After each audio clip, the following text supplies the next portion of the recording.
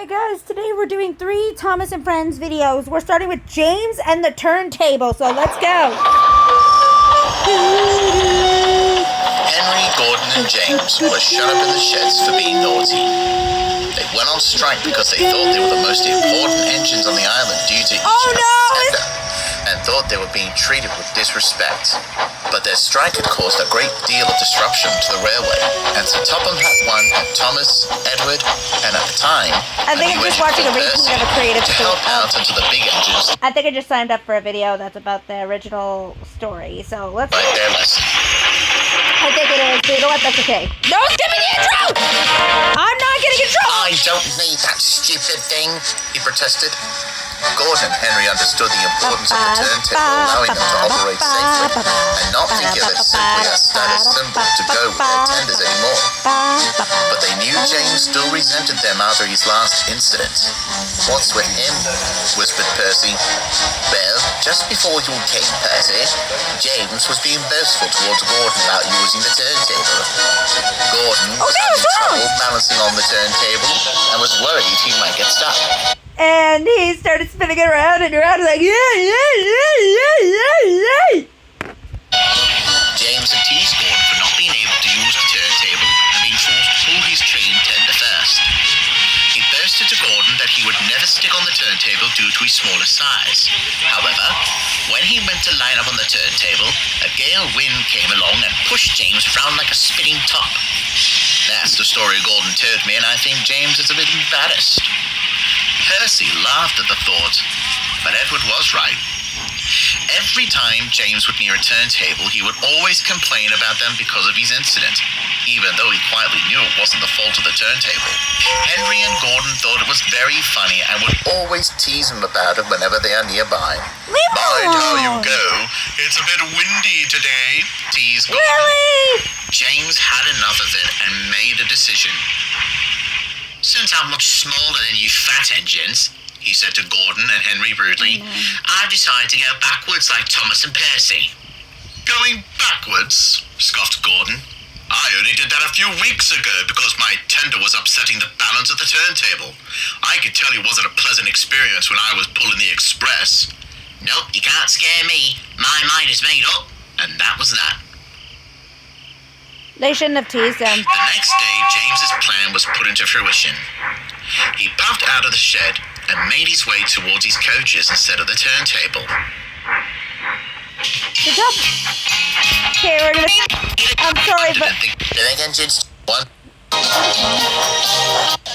Yeah, okay. Sorry, guys. I had to skip that because I don't want to get a copyright claim. With this new YouTube thing, what they're doing with the YouTube videos, you know, making it more safer for kids. Not that I'm grateful, but a lot of songs that end up being on here can be copyrighted, and I don't want to get copyrighted, so sorry, guys. James felt proud, but Sir Topham Hat One didn't think the same.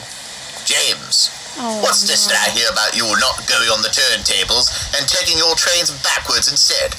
Turntables are nothing but trouble, sir. They make engines twist around and round like a spinning top toy when they're out of control. That wasn't the fault of the turntable, James. That was caused by the wind. Honestly, James, it's dangerous for a tender engine to travel too fast backwards. You could derail. Well, why then does Thomas go fast backwards, sir? He doesn't need a turntable, so neither should I. Because he's a tank engine, James. They were designed to be a smaller size and without a tender that would obscure the driver's view. Don't use a turntable, James. I will send you to your shed. And this time, don't be so sure I'll let you out again so soon. James pouted, and later that day he complained about it bitterly to the other engines at the sheds. He's right, James. There are engines on the mainland who once thought the same thing as you, but they soon learnt the consequences. Pah! The fat controller is silly. I've been pulling my trains backwards all day today and didn't have any accidents. So I must be doing something better than those engines you're referring to. Edward rolled his eyes in frustration. Well, you'll learn sooner than later, James. And he went to sleep. James, don't be stupid! The next day, James was sent to take a goods train to the other side of Sodor. To avoid using the turntable at Tipton, James snuck out early in the morning to turn himself around on the nearest island. No! the barren furnace later that morning and parked his trucks into a siding. Sorry, Make guys, lunch. my checklist is being stupid. Make lunch. Well, it's not stupid. It's just reminding me to make lunch, lunch. and I did have lunch. Now, lunch. James, said his driver, there's no Y rail nearby, so we're going to have to use the turntable here. No, we're not, James protested. The Fat Controller's orders, replied the driver crossly. The Fat Controller can't always be right, and neither is Edward. I ran backwards with my train yesterday without using those troublesome spinning things, so we're not going on it today. We don't have time to argue, groaned the driver. We have more goods trains to bring here, and you having a petty argument about turntables isn't helping. But James refused to move. The crew had no choice but to admit defeat and took James back to the big station tender first. James was pleased, and he was having a pleasant time puffing backwards through the so-called countryside. I don't need it, he said proudly.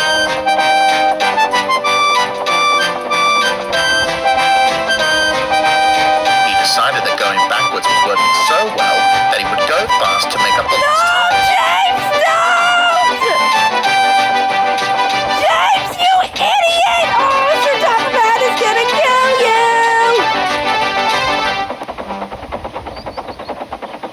Unknown to him, however, up ahead the tracks had buckled. He couldn't see them in order to react, and was going too fast to cross them safely. I'm coming off the rails! He shouted. His crew jumped out of the cab as the red engine toppled over onto the ground and landed on his side. Ow! His crew, who were luckily unhurt, were checking him all over to see if James was hurt. James felt embarrassed as his driver came towards him. I'm not the type that says I told Take you your dogs so, out. but I told you so. Funny thing, this is the same field as where you had your first accident, his driver chuckled. James just pouted. So Topham Hat 1 arrived on board Edward, and unsurprisingly, he was very cross with James.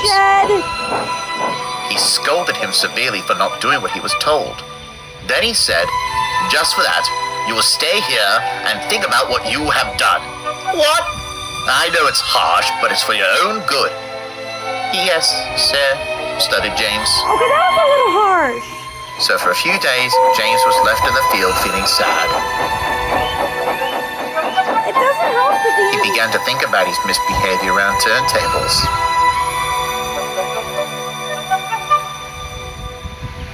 Henry came with Sir Topham Hat 1, and James soon said, I'm very sorry for the accident that I caused, sir. It was wrong of me not to listen to you about the dangers of going backwards as a tender engine. I won't ignore turntables ever again, sir. Excellent idea, James. We'll get you back onto the rails now, replied Sir Topham Hat happily. He turned towards Henry and told him to get the breakdown train. I think Sir Topham Hat was a little James harsh. was soon repaired at the works and he went back to work. And to this day, whenever James travels on his journeys, he makes sure that he always uses the turntable.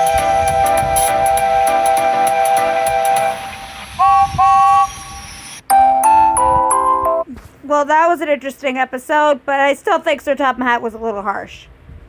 All right, the next one is called Thomas and the Cricketeers. Gradually, the man rose to a howl. There was a crack and a slithering noise on the roof as a slate broke and slid into the guttering. The engine shivered. When their crews came to start work the next morning, The voice must be different. I must have found an older the video. engines had had very Okay. little sleep. There's a mountain railway I've heard of, said Thomas I hopefully. don't like this When the train narration, stopped I'm running, if sorry. it's too windy, because it's too dangerous. His driver laughed. Sorry, Thomas, he said. To begin with, you'll weigh much more than those little engines. And secondly, wind is usually far worse up in the mountains. Thomas soon found out that the wind was not only strong, but cold too. Annie and Clarabelle didn't like it any more than he did, but grumbled not because of the wind, but because there aren't many passengers. Thomas didn't blame the passengers for staying at home. He wished he could have done the same. Okay, cave remote. Yet, as they passed the cricket field near the station by the river, Thomas was amazed to see white-clad figures playing. "It's an important match," exclaimed his fireman, who played cricket himself when he had the time. "The final of the Sodor knockout competition. But I don't envy them in this wind." Trees between the railway and cricket field swayed wildly in the wind as Thomas ran past. One of the players recognised the fireman and waved. The fireman waved back, but he was glad to be in the shelter of Thomas's cab today. At the junction, James told them I'm sorry, I prefer the other narration. This narration about the trouble that the wind had not a big caused fan of all it. over the island. "Let's get home as quickly as we can," said Thomas when James had gone. They reached the middle station safely and stopped. Only 2 passengers got out, and Thomas whistled and set off again. Poor Thomas. By the time they reached the curve, which led around the cricket field, they were running nicely. "Come along now," he puffed confidently to Annie and Clarabel. "Not far now," he said to himself. "We'll soon be back in our warm shed." He was halfway round the bend when a flash of white caught his eye. Almost at once, the train's brakes came on as the guard pulled the emergency cord. With a squeal, Thomas slowed and stopped, but not before he had rounded the curve far enough to see a huge tree lying across the line. "Ah, phew!" he exclaimed. "How did the guard know about that?" His driver looked back and saw some cricketers running towards them, followed by the guard. "Thank goodness," panted the cricketers. "We heard Thomas's whistle as he left the station, and just then we saw the tree come down. We didn't think we'd be in time." "We're glad we were." "So are we," remarked the fireman. "Thank you." I like how he said that. So wait, thank you. That sounded cool. Since Thomas could go no further until the tree was cleared, the driver and fireman took him back to the middle So station. wait, thank you. Then, Bertie took the passengers home. They watched the rest of the cricket match, which the local team won after a close and exciting finish. That's good. A few days later, at a meeting in the cricket pavilion, the Fat Controller presented the cricketers with a framed certificate to remind them of the day they saved the train. The cricketers were almost prouder of this than their cricket trophy. "Next year," said the captain of the team, "we may have to pass the cricket cup to someone else. But your certificate will always be here." Oh, that is cute. All right, here's the next one. Miss Percy and Toby narration! were talking about the old Okay. days. "We used to be very busy on my old line," Toby remembered. "During the fruit season, the men would have to work hard loading the vans. They were heavy to pull, those fruit vans, but driver Sorry, and I guys, just never checking let something. anyone Okay, got a down." new charger. Just have to make sure it's working. Toby paused, then chuckled. "Except once when we nearly did," he added. "Oh, tell us, Toby," urged This last one is called Strawberry Special. I don't know if I mentioned it before, but I'm mentioning it again just in case. Percy. Toby paused again, remembering. "It was near the end of the strawberry season. All the farmers wanted to move their fruit before it was too late. They mustn't be delayed, or they go bad, and then they're no use in the shops."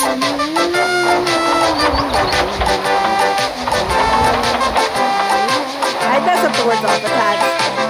Screw you guys. Like, for those who are giving me a hard time, screw you guys. For those who understand why I'm doing this, you're awesome. But to those who say I'm annoying or just wasting time, screw you guys. That's what I meant. I didn't mean screw all of you guys. No, just to the people who are giving me a hard time saying I'm annoying, screw you. I'm sorry, but just screw you. Anyway, the men loaded the vans. That's not for you guys. You're amazing subscribers. Just want to make that clear. That's for the haters I've been getting over the past little while. I didn't mean to say it to all of you. Just the haters I've been getting. Because they've been saying my videos are annoying. Or just, you know, just like how my reactions aren't worth it. And yeah, so, yeah. To those haters, screw you guys. I don't care what you think. And the driver decided we should try and take them all in one train. There were 48 vans in all. It was a bit of a risk, because I wouldn't be able to get another drink of water before we reached home. My water tank tanks aren't very big, as you know, and a heavy load like that uses a lot of steam. It certainly does, agreed Thomas and Percy, remembering the time that they, with Duck's help, had Paul Gordon's Express. Well, Toby went on, Fireman filled my tanks as full as he could, and we set off. Oh my, it was hard work. Fireman was getting worried soon after we had started.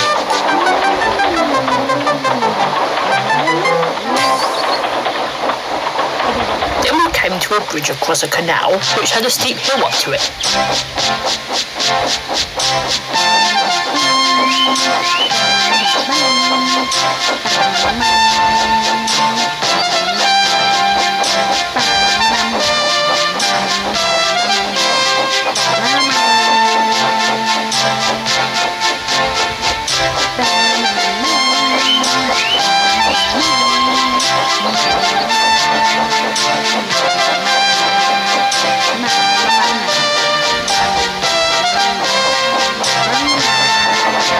Glad when we were safely over there.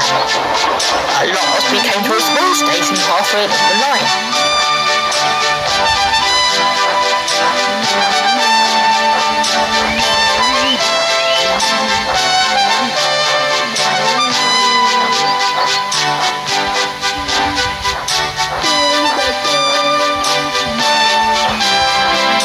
Driver stopped me. It's no use, Toby, he told me. You've got enough water to get home on your own, but not pulling this train. Why don't we go and get some water and then come back for the train? I suggested. Driver agreed, so we uncoupled the trucks and set off.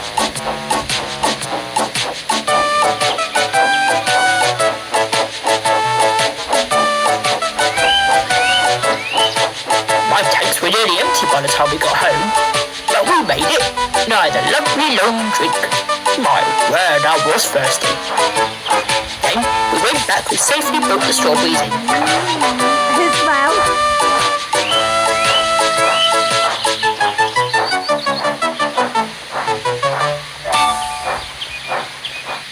Our controller was pleased and came along later to thank us for not letting the tramway down. That was kind of him. Toby added with a smile. It was nice to feel useful, wasn't it? Thomas and Percy could all agree. I'm kidding. No, I'm not going to get a copyright claim today. That's all for today's video, guys. I love you all so much. Again, to all those haters who didn't like my humming and la-la-laing, you know what? I'll say it again. Screw you guys. I don't care what you guys think. To all my amazing subscribers, though, you are awesome. You guys are the reason why I'm here today. Love you all. See you all in the next video. This is K101 signing out. Adios, everybody.